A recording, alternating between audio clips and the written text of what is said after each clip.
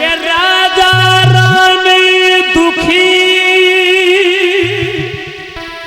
कर्म की लिखी तरत न टारी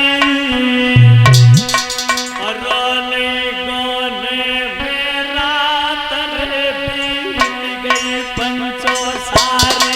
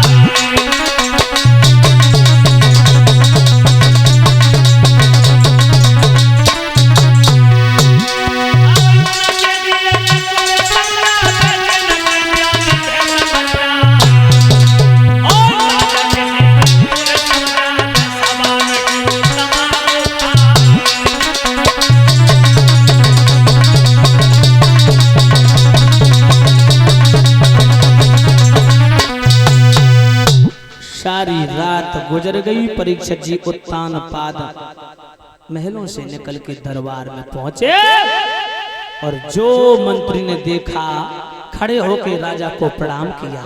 महाराज, मंत्री का प्रणाम स्वीकार हो महाराज। महाराज, हाँ मंत्री, आज आपका चेहरा बड़ा मनहीन नजर में आ रहा है, बात क्या है महाराज? मनहीन क्या मंत्री, आज सारी रात नींद नहीं आई। नींद नहीं आई है महाराज? क्या बिस्तर लगाना भूल गए थे क्या? बिस्तर भी लगाए थे मगर मुझे नींद नहीं आई। फिर क्या भोजन ग्रहण करना भूल गए थे क्या? भोजन भी किया था मगर फिर भी मुझे नींद नहीं आई। अरे महाराज, बात क्या है, बात तो बताओ मुझे। राजा के लगे मैं बदनसीब हूँ, मैं निर्वंशिया हूँ। अरे महाराज, तो इतना उदास मेरे जैसा पापी इस दुनिया में कोई नहीं है मंत्री। नहीं महाराज, ऐसा नहीं है महाराज। मंत्री ने परीक्षित जी राजा को धैर्य धारण कराया। का महाराज क्या बात है, बात बताओ। बोले रानी ने सारी रात सोने नहीं दिया।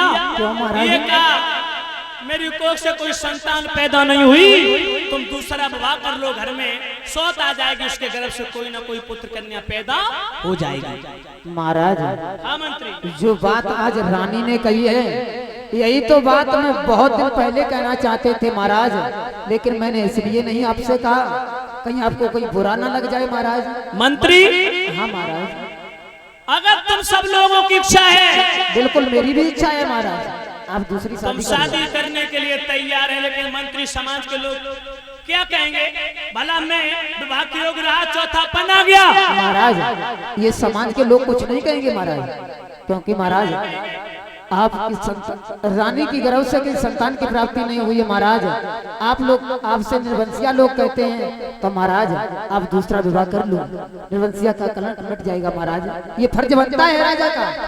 मंत्री बोला जब संतान ना पैदा हो तो राजा का परम कर्तव्य बनता है अपनी वंश की, अपने राज की शोभा बढ़ाने के लिए, अपने वंश को चलाने के लिए दूसरी शादी करना राजा को कोई दोष नहीं माना जाता है। मंत्री की बात सुन के महाराज उत्तान पाद ने कहा, मंत्री कोई सुंदर राज मैं जाकर के किसी राजा की सुंदर राजकुमारी देख करके तत्काल मेरी शादी पक्की कर दो। ठीक है महाराज। तो परीक्षित जी मगध सेन नाम का राजा था, जिसकी कन्या का नाम था सुरुचि। सुरुचि नाम की कन्या के साथ में, राजकुमारी के साथ महाराज उत्तान पाद का विवाह संपन्न होता है। डोली में बैठा करके नव दुल्हन बना करके सुरुचि को राजा उत्तान पाद धूमधाम से विवाह करके वापस आते हैं। परीक्षित जी, सुखदेव जी ने कहा, राजन जैसे ही डोला सुरुचि का दरवाजे पर आया, बड़ी रानी सुनीति को खबर मिली कि सौत का डोला दरवाजे पर आ गया। दासियों को भेजा, जाओ बहनों को बुला के लाओ। दासियां भाग करके आई, डोला के पल्लू को हटा करके कहा, महारानी साहिबा, छोटी रानी दासी, आपको बड़ी रानी महलों में याद कर रही है। दासी छोटी रानी का मतलब क्या है? इसका मतलब ये है कि महाराज का विवाह हो चुका था क्या? और क्या तुम्हें 80 साल का बूढ़ा नौजवान दिखाई दे रहा हो? तो महाराज ने हमारे साथ में ये खिलवाड़ क्यों किया है? तुम्हारे साथ में इसलिए दूसरी शादी की, इसलिए राजा की पहली रानी सुनीति के गर्भ से कोई औलाद पैदा नहीं हुई। अच्छा, कोई संतान पैदा नहीं हुई, तो राजा ने निर्वंशिया का कलंक मिटाने के लिए तुम्हारे साथ में विवाह किया। हो सकता तुम्हारी कोख चल जाए, कोई ना कोई पुत्र कन्या पैदा हो जाए। तो दासी जाओ, पहले महाराज को बुला करके ले आओ, मैं उन्हीं से बात करूंगी, उसके बाद में अंदर जाऊंगी। परीक्षित जी राजा को बुलाया दासियों ने। राजा बोले जाओ ना अंदर, तो वो झुझला करके परीक्षित जी वो नांगन फुसकारती हुई बोली है। क्या जवाब देती है राजा को? महाराज, अरे जब ये तुम्हारी रानी थी, फिर हमें व्यर्थ ले आए हो। बाबू गगन काफी थी, हम बाण झोंके पे बुलाए हो।